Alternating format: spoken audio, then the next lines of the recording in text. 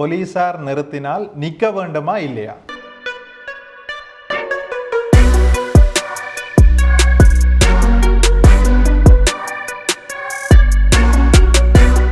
அனைவருக்கும் வணக்கம். நான் சட்டத்தரணி தனஞ்சயன். இந்த வீடியோவில் இன்றைக்கு நாங்கள் பார்க்க போகிற விடயம் போலீசாருடைய அதிகாரங்கள், போலீசாருடைய பவர்ஸ் தொடர்பாக பார்க்க போகிறோம். போலீசார் தொடர்பாகவும் போலீஸ் திணைக்களம் தொடர்பாகவும் மக்களுக்கு மிகப்பெரிய சந்தேகங்கள் வந்து காணப்படுது. மக்கள் பல்வேறு சந்தேகங்களை இந்த போலீசார் மீதும் போலீஸ் திணைக்களம் மீதும் கொண்டிருக்கின்றார்கள். இந்த சந்தேகங்களால, இந்த பிரச்சனைகளால போலீசாருக்கும் மக்களுக்கும் அவ்வப்போது பல்வேறு முரண்பாடுகள் உருவாகின்றது. அந்த அடிப்படையில் இந்த வீடியோவில் நாங்கள் பார்க்க போகிற விடயம், போலீசாருக்கு உண்மையாக என்னென்ன அதிகாரங்கள் காணப்படுது, போலீசார் தங்களுடைய அதிகாரங்களை எவ்வாறு பாவிக்க முடியும், பொதுமக்கள் போலீசாரினுடைய நெறிப்படுத்தல்களை, அறிவுறுத்தல்களை கேட்டொழுகி அதற்கேற்ற வகையில் வந்து நடக்க வேண்டுமா இல்லையா என்பது தொடர்பாக பார்க்க போகிறோம். இலங்கையில் போலீஸ் திணைக்களம் தொடர்பாக பார்க்க, இந்த போலீஸ் திணைக்களம் என்பது இலங்கையில் 3 பிரதான துறைகள் இருக்கு.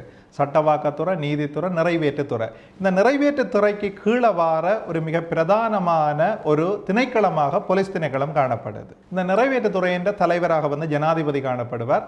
அந்த ஜனாதிபதிக்கு கீழே அந்த துறை தொடர்பான அமைச்சர் ஒருவர் காணப்படுவார். அந்த அமைச்சருக்கு கீழே தான் இந்த போலீஸ் திணைக்களம் தொழிற்படும். இலங்கையில் இருக்கிற ஏனைய திணைக்களங்கள் போலவே, கல்வி திணைக்களம் போல, விவசாய திணைக்களம் போலவே போலீஸ் திணைக்களமும் இலங்கை பூராகவும் தன்னுடைய சேவையை வழங்குகின்ற ஒரு திணைக்களமாக காணப்படுது. போலீஸ் திணைக்களம் தொடர்பாக நாங்கள் விசேடமாக பார்க்கல, சட்டத்தை நடைமுறைப்படுத்துகின்ற ஒரு திணைக்களமாக போலீஸ் திணைக்களம் காணப்படுது. ஆங்கிலத்திலே லோ என்ஃபோர்ஸ்மென்ட் அத்தாரிட்டி என அழைப்பார்கள். சட்டத்தை நடைமுறைப்படுத்துகிற திணைக்களம் என்னன்னு சொல்லி பார்க்கல, எங்களுக்கு தெரியும், பாராளுமன்றத்தில் பாராளுமன்ற உறுப்பினர்களால் சட்டம் இயற்றப்படும். பாராளுமன்ற உறுப்பினர்களால் உருவாக்கப்படுகின்ற சட்டங்கள் நாட்டில் உள்ள அனைத்து மக்களையும் பிணிக்கக்கூடியதாக, அதாவது இந்த பைண்டிங் பவர் உள்ள சட்டங்களாக காணப்படும். ஒரு விடயம் சட்டமாக வந்துட்டு என்று சொல்லி சொன்னா அது அதை விரும்பாத நபர்களை கூட ஆளக்கூடிய தன்மையை கொண்டிருக்கும். அந்த வகையில் குறிப்பாக குற்றவியல் தொடர்பான சட்டங்கள் சரியான விதத்தில் நடைமுறைப்படுத்தப்படுதா இல்லையா என்பது தொடர்பாகவும் அடிப்படையில் மக்களை பாதுகாக்க வேண்டிய கடப்பாடு உள்ள திணைக்களமாக போலீஸ் திணைக்களம் செயலாற்றுது. அந்த அடிப்படையில் தான் நாடு பூராகவும் அனைத்து மாவட்டங்களிலும் பல்வேறு போலீஸ் நிலையங்கள் அமைக்கப்பெற்று அந்த போலீஸ் நிலையங்களில் பல்வேறு தரத்தையுடைய போலீஸ் அதிகாரிகள் கடமையாற்றி கொண்டிருக்கிறார். மக்களினுடைய பாதுகாப்பும் சட்டம் சரியாக நிறைவேற்றப்படுகின்றதா என்பதை கண்காணிப்பதும் போலீசாரனுடைய அடிப்படை கர்மங்களாக காணப்படுது. அந்த அடிப்படையில் மக்கள் சட்டத்தை மீறுகின்ற சந்தர்ப்பங்களில் போலீசாரனுடைய அறிவுறுத்தல்களை கேட்டு நடக்க வேண்டிய கடப்பாடுடையவர்களாக மக்கள் காணப்படணும். எங்களில் பல பேர் கேட்குற ஒரு கேள்வி, போலீசார் நாங்கள் வீதியால் போய்களை எங்களை மறைச்சா நாங்கள் நிற்க வேண்டுமா, போலீசாரனுடைய அறிவுறுத்தல்களை கேட்டு செயற்பட வேண்டுமா இல்லையான்னு சொல்லி, உண்மையில் போலீசார் உங்களை நிறுத்தினால், நீங்கள் ஒரு வாகனத்தில் பயணிக்கின்ற போது போலீசார் உங்களை நிறுத்தினால் நிச்சயமாக கட்டாயமாக நீங்கள் அந்த இடத்துல உங்களோட வாகனத்தை நிறுத்த வேண்டும்.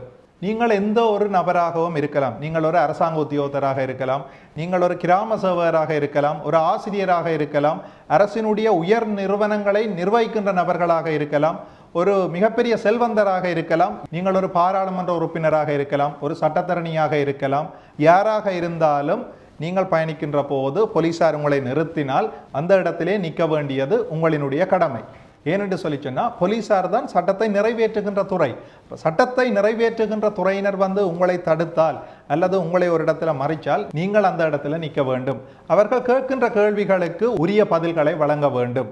அவர்கள் சட்டத்தின்பால் கேட்கின்ற ஆவணங்களை காட்ட வேண்டும். இது நாட்டில் இருக்கிற அனைத்து மக்களினதும் ஒரு கடமையாக இருக்குது. ஏன் அவ்வாறு நாங்கள் நிறுத்த வேண்டும், ஏன் அவ்வாறு நாங்கள் ஆவணங்களை காட்ட வேண்டும் என்ற ஒரு கேள்வி எழுந்தால் அதற்குரிய பதிலாக, எங்களுக்கு தெரியும், நாட்டில் குற்றங்கள் இடம்பெறாது பாதுகாக்க வேண்டிய பொறுப்பு போலீசாரை சார்ந்ததாக இருக்கின்றது. இலங்கையில் பல்வேறு பாகங்கள்லேயும் பல்வேறு மாவட்டங்கள்லேயும் பல குற்றச்சம்பவங்கள் தொடர்ச்சியாக இடம்பெற்று கொண்டிருக்குது. குற்றம் நடந்ததன் பிற்பாடு அந்த குற்றத்திற்கு காரணமானவர்களை கண்டுபிடித்து அவர்களுக்கு எதிராக நடவடிக்கை எடுத்து அவர்களுக்கு தண்டனை பெற்றுக் கொடுப்பது மாத்திரம் போலீசாரனுடைய கடமை கிடையாது. மாறாக குற்றம் ஒன்று ஏற்பட முதலே அந்த குற்றத்தை புரிய எத்தனிக்கின்ற நபர்களை தடுத்து அவர்களை சட்டத்தின் முன்னால் நிறுத்துவதும் போலீசாரனுடைய ஒரு கடமையாக காணப்படுகின்றது. அந்த அடிப்படையில் குற்றச்சம்பவங்களில் ஈடுபட்டவர்களையும் குற்றத்தை புரிய எத்தனிக்கின்ற நபர்களையும் தடுக்கின்ற ஒரு தலையாய கடமை போலீஸ் திணைக்களத்தில் வந்து காணப்படுறதால அவர்கள் அவ்வாறான நடவடிக்கைகளில் வீதிகள்லையும் பொது இடங்கள்லையும் வந்து ஈடுபட்டு கொண்டிருப்பினோம். அந்த நோக்கத்தின் அடிப்படையிலான அவர்களுடைய அதிகாரத்தை நாங்கள் மதிக்க வேண்டும். அவர்கள் கேட்கின்ற கேள்விகளுக்கு நாங்கள் பதில் சொல்ல வேண்டிய கடப்பாடுடையவர்களாக இருக்கின்றோம். சில சந்தர்ப்பங்களில் நாங்கள் பார்க்கிறோம், போலீசார் வாகனத்தை மறிக்கின்ற போது வாகனத்தை மறிக்காது வேகமாக செல்லுகின்ற சந்தர்ப்பத்திலே விபத்திலே ஏற்பட்டு பலர் இறந்து போனதை, பலர் கடுங்காயமுற்றதை வந்து நாங்கள் காணக்கூடியதாக இருக்கிறது. இந்த அடிப்படையில் பார்க்கல உண்மையில் போலீசார் வந்து உங்களை மறிக்கைகளை வந்து நீங்கள் நிச்சயமாக அந்த இடத்துல உங்களுடைய வாகனத்தை வந்து நிறுத்த வேண்டும். மறுபுறமாக நீங்கள் இன்னொரு கேள்வி கேட்கலாம், போலீசாருக்கு எல்லா அதிகாரமும் இருக்கின்றதா, அவர்கள் எதேச்சாதிகாரமாக சட்டத்தை மீறி வந்து செயற்படுகின்ற சந்தர்ப்பங்களும் காணப்படுகின்றதல்லவா என்ற கேள்வியை நீங்கள் எழுப்பலாம். இந்த சந்தர்ப்பத்தில் போலீசார் கடைபிடிக்க வேண்டிய அடிப்படை விதியாக மக்களினுடைய அடிப்படை உரிமைகள் காணப்படுது. இலங்கையினுடைய 2வது குடியரசு அரசியலமைப்பை எடுத்துக்கொண்டோம் என்று சொல்லி சொன்னால் அந்த அரசியலமைப்பில் அடிப்படை உரிமைகள் எனப்படுகின்ற தனியான அத்தியாயம் ஒன்று காணப்படுகின்றது.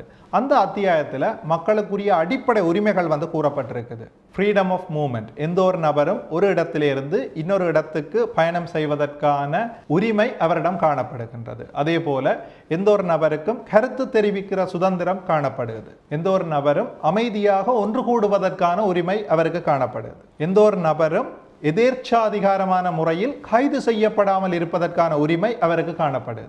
எந்த ஒரு நபரும் கைது செய்யப்படுகின்ற சந்தர்ப்பத்தில் கைதிற்கான காரணத்தை அறிந்து கொள்வதற்கான உரிமை அவருக்கு காணப்படுது. இந்த அடிப்படையில் இவ்வாறான அடிப்படை உரிமைகளை போலீசார் மதித்து நடக்க வேண்டிய நபர்களாகவும் காணப்படுது. போலீசார் தங்களுக்கு வழங்கப்பட்ட அதிகாரத்தை மீறி எதேச்சாதிகாரமாக அல்லது அதிகார மீறல்ல ஈடுபடுற சந்தர்ப்பத்தில் நாங்கள் சம்பந்தப்பட்ட போலீஸ் அதிகாரிகளுக்கு எதிராக அடிப்படை உரிமை மீறல் வழக்குகளை தாக்கல் செய்யக்கூடியதாக இருக்கும். உண்மையில் போலீசார் தங்களுடைய அதிகாரத்தை பாவிக்கின்றதற்கும் அவர்கள் தங்களுடைய அதிகாரத்தை மீறி பாவிப்பதற்கும் அல்லது அதிகார துஷ்பிரயோகத்தில் ஈடுபடுவதற்கும் இடையில உள்ள அந்த இடைவெளியானது ஒரு மிகச்சிறிய கோடாகவே காணப்படும். உண்மையில போலீஸ் அதிகாரிகளாக இருக்கின்ற நபர்கள் தமது அதிகாரத்தை சட்டத்திற்கு உட்பட்டதாக மக்களினுடைய அடிப்படை உரிமைகளை மதிக்கின்ற வகையிலே பாவிக்க வேண்டும்.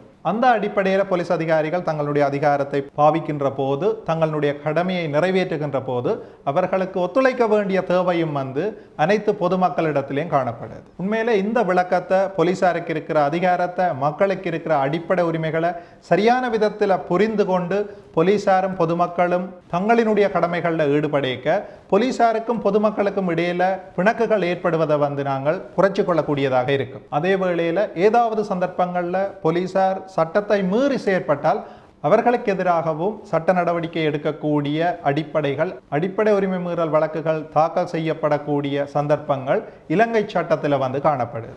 போலீசாரினுடைய அதிகாரங்கள் தொடர்பாக உங்களுக்கு ஏதாவது சந்தேகங்கள் இருந்தால் அந்த சந்தேகங்களை இந்த காணொளியினுடைய கமெண்ட் பகுதியில் நீங்கள் குறிப்பிடலாம். அது தொடர்பாக நான் இனிவரும் காணொளிகளில் பதில் கூறக்கூடியதாக இருக்கும். இது போன்ற வீடியோக்களை நீங்கள் தொடர்ச்சியாக பார்வையிட தனஞ்சயன் LLB என்கின்ற இந்த தளத்தை சப்ஸ்கிரைப் பண்ணி கொள்ளலாம். தமிழால் அறிவார்ந்த சமூகம் ஒன்றை உருவாக்குவோம். நான் சட்டத்தரணி தனஞ்சயன். நன்றி, வணக்கம்.